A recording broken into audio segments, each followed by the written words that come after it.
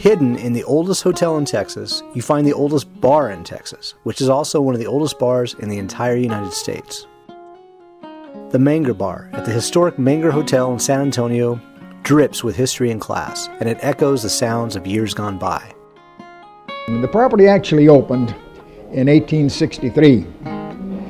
It was a very successful bar operation, and it really caught everybody's fancy.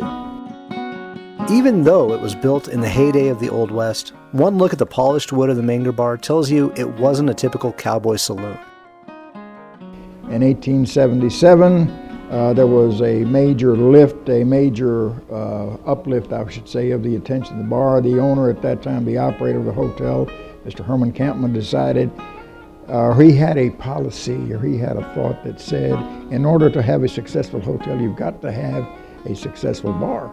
So they sent an architect to England, and this fellow, it is said, fell in love with the bar in the House of Lords, and we are supposed to be a duplicate of that same bar. $60,000 were put into it at that time, and that was a tremendous amount of money in 1877. It still got its fair share of cattlemen, though, especially some of the biggest cattle barons of the day.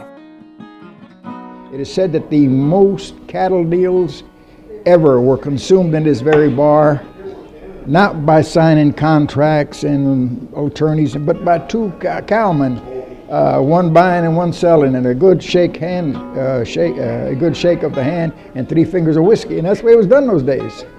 One particular cattle baron, who just so happens to be the biggest of all time, was fond of making deals at the historic bar. Captain Richard King frequented the bar, the owner or the founder of the King Ranch. It is said that Captain King at times traveled around with up to $10,000 in his pocket, and was known to consume cattle deals right on the spot. A very unusual man, a very successful man, of course, also. But maybe the Menger Bar is most well known as the watering hole for Teddy Roosevelt and his Rough Riders while training for the Spanish-American War in 1898. Not only did he recruit some of his troops in this bar, he also got in trouble with his superiors for buying his men so much beer.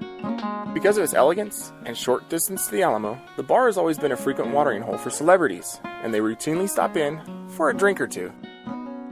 Everyone from Jesse James and Carrie Nation to Oscar Wilde and Matthew McConaughey has been at this bar, though we doubt that Carrie was drinking. This is the place to visit if you come to San Antonio.